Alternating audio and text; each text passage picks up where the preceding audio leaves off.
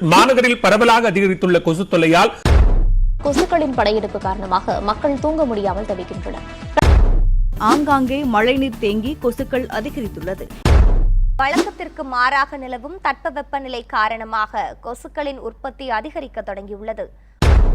சென்னையில் கொசு தொல்லை அதிகரித்து வருவதால் 10 நாட்களுக்குள் கொசு தொல்லையை கட்டுக்குள் கொண்டுவர நடவடிக்கை எடுக்கப்படும் என்று கொசு மருந்து தெளித்தும் பலனில்லை என்று நாராயணா, இந்த கொசு தொல்லை தாங்க முடியலடா. அப்ப இன்னைக்கு கொசு தொல்லைக்கு ஒரு வழி பண்ண வேண்டியதுதான். பல்லு இதுக்கு 2 வழி இருக்கு. முதலாவது கொசுவை கொல்றது, 2வது கொசுவை விரட்டுறது. ஏன் பிகினிங்லயே மர்டர் பண்ணணும்? 2வது வழி பெட்டர். அதனால இன்னைக்கு நம்ம ஒரு நல்ல கொசு விரட்டி பண்ண போறோம். இதுக்கு முதல்ல நம்ம சில விஷயங்களை கவனத்தில் எடுத்துக்கணும். ஏற்கனவே தான் கொசு விரட்டி இருக்கு. கொசு விரட்டுவதற்கு பயன்படுத்தப்படும் லிக்விட் வகை கொசு விரட்டிகளால் நிறைய பிரச்சனைகள் உள்ளன. ஆமா, குழந்தைங்க ரொம்ப சீரியஸாவே. அதனால இப்ப நம்ம செய்ய போறது யாரோட ஹெல்த்துக்கும் யாரோட ஆரோக்கியத்தையும் பாதிக்க கூடாது. ஒரு கொசு வத்தி அதை வாங்கி 4 வாங்கி வீட்டில் வச்சாதான் தூங்க முடியும் நைட்டு. அப்ப காசு எதுவும் பெருசா செலவாக கூடாது. கரண்ட் கட் ஆயிடுச்சுன்னா அதுக்கு மேல அவ்வளவுதான். ஆமா, கரண்ட் போனாலும் ஒர்க் ஆகணும். 6 மணி மேல பயங்கரமா இருக்கு கொசு. ஆமாங்க, டைமிங் ரொம்பவே முக்கியம். இதை பற்றி வீடியோவோட கடைசியில் சொல்கிறேன். இப்போ இப்படிப்பட்ட கொசு வெரைட்டியை செய்யறதுக்கு நமக்கு தேவையான பொருட்கள் இதெல்லாம் தான். இதுக்கு நம்ம பெருசாக செலவு பண்ண வேண்டியதில்லை, தெரியும். இந்த வீடியோவை கடைசி வரைக்கும் ஸ்கிப் பண்ணாமல் பாருங்கள். நான் சொல்கிற சின்ன சின்ன விஷயங்களையும் கேளுங்க. அப்போ தான் உங்களுக்கு முழு பலன் கிடைக்கும். இதை நீங்களும் வீட்டில் செய்ய முடியும். இது நான் இப்போ புதுசாக செய்யலை. நான் ஸ்கூல் படிக்கிறப்பையிலேருந்து செஞ்சு எங்கள் வீட்டில் பயன்படுத்திக்கிட்டு தான் இருக்கோம். கொஞ்ச நாள் கழிச்சு இது தேவையில்லாமல் போயிட்டு அந்த அளவுக்கு கொசு இல்லாமல் போயிடுச்சு. அந்த அளவுக்கு இது எஃபெக்டிவாக ஒர்க் பண்ணுது. இப்போ மழை காலத்தில் அப்பப்போ தேவைப்படுது. இதை ரெகுலராக யூஸ் பண்ணிக்கிட்டு இருந்தாக்கா கொஞ்ச நாள் கழிச்சு இது தேவையில்லாமல் போயிடும். அந்த அளவுக்கு இது எஃபெக்டிவாக ஒர்க் ஆகுது.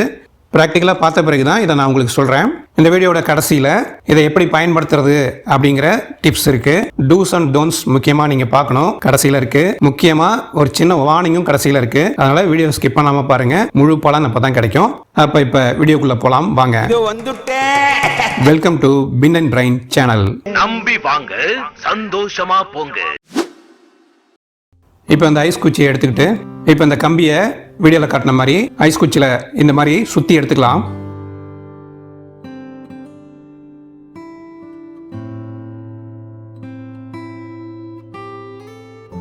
அடுத்தது இந்த பாட்டில் எடுத்துக்கணும். அதில் இந்த மாதிரி அளவு வச்சு இந்த கம்பியை வளைச்சிக்கலாம்.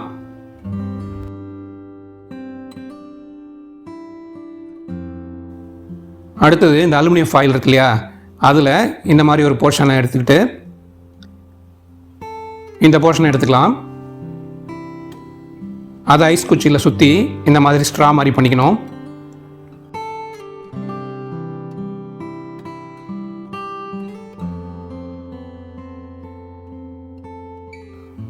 இந்த மாதிரி ஸ்ட்ரா பண்ணியாச்சு.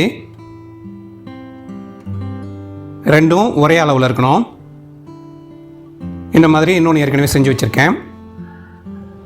இப்போ இந்த இடத்துக்கு ஒரு சின்ன பீஸ் ஸ்ட்ரா வேணும். அதை இந்த மாதிரி கட் பண்ணிக்கிறேன். இந்த ரிங்குள்ளார அதை க்ளூ போட்டு ஒட்டிக்கிறேன். அடுத்தது இந்த 2 ஸ்ட்ராவும் கம்பியோட இந்த 2 பக்கமும் வரப்போகுது.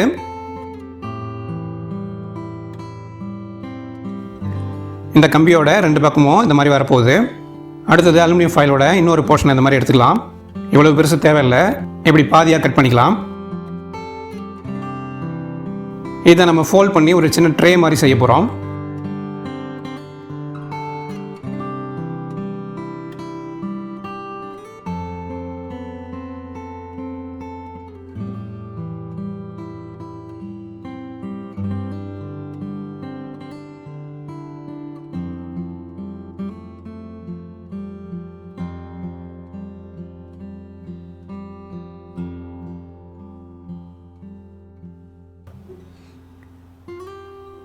இப்போ இந்த ட்ரே செஞ்சாச்சு.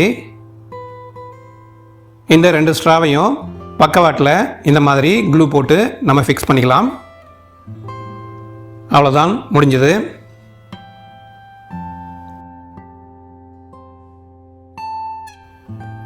அடுத்தது ஒரு திரியை இதில் போட்டுக்கலாம்.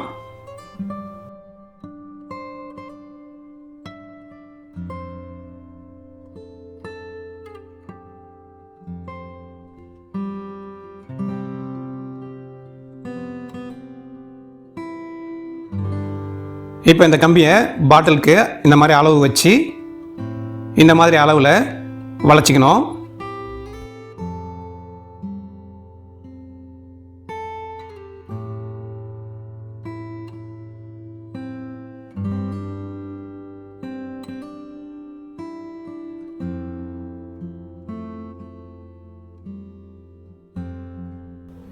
இது இப்படி தான் இதில் ஃபிக்ஸ் ஆக போகுது.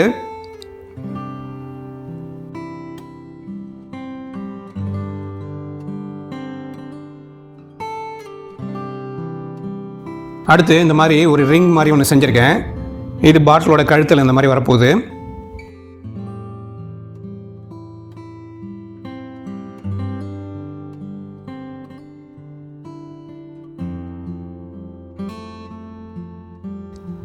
அடுத்து இந்த மாதிரி ஒன்று செஞ்சுருக்கேன்.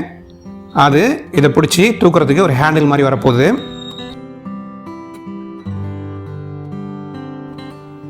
அடுத்து இதில் நம்ம எண்ணெயை ஊற்றிக்கிறோம்.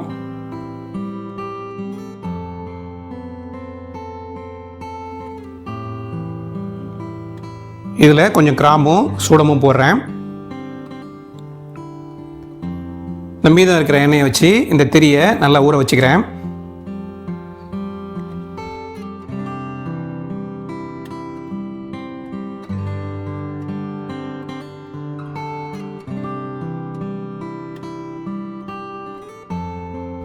ஓகே, நம்ம செட்டப் ஓவர்.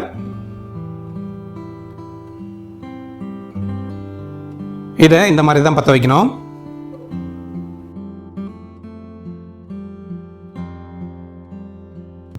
இந்த மாதிரி கொஞ்சமாக சின்ன ஃப்ளேமாக இருக்கிற மாதிரி இதை திரியை அட்ஜஸ்ட் பண்ணிக்கோங்க. இதை இப்படி உள்ளார போட்டுடலாம்.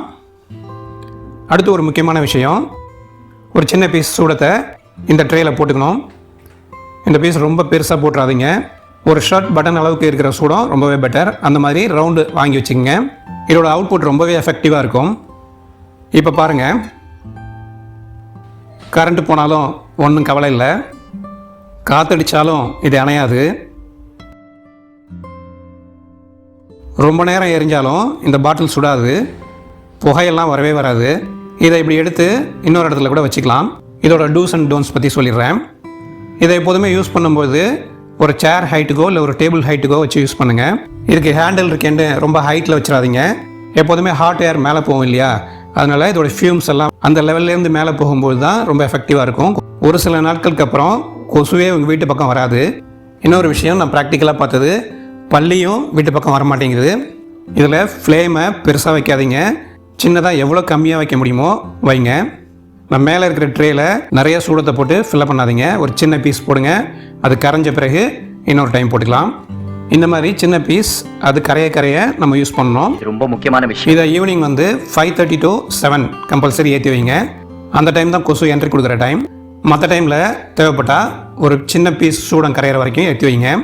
அடுத்து வார்னிங் ஒன்று இருக்குது அப்படின்னு சொல்லியிருந்தேன். அது என்னென்னா, இதே மாதிரி பாட்டிலை இதே மாதிரி சைஸில் யூஸ் பண்ணுங்கள்.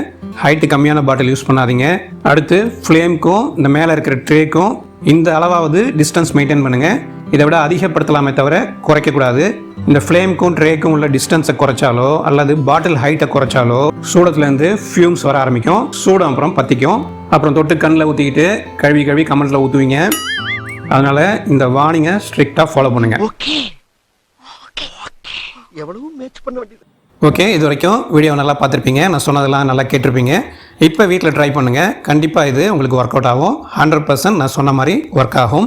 இந்த ஐடியா உங்களுக்கு ரொம்பவே பிடிச்சிருக்கும். நம்ம வீடியோக்கு ஒரு லைக் போட்டுருங்க. இவ்வளவு நாளா எங்கடா இருந்தீங்க? இந்த மாதிரி பயனுள்ள வீடியோக்கள் நம்ம சேனலில் நிறைய இருக்குது, பாருங்கள். ரொம்ப யூஸ்ஃபுல்லாக இருக்கும். உங்கள் நண்பர்களுக்கும் ஷேர் பண்ணுங்கள். இந்த மாதிரி பயனுள்ள வீடியோக்கள் இன்னும் நம்ம சேனலில் நிறைய வரப்போகுது. சப்ஸ்கிரைப் பண்ணி வச்சுக்கோங்க. அந்த பெல்லையும் அப்படியே தட்டி விடுங்க. தேங்க்ஸ் ஃபார் வாட்சிங். அடுத்த வீடியோவில் சந்திக்கிறேன். நன்றி, வணக்கம்.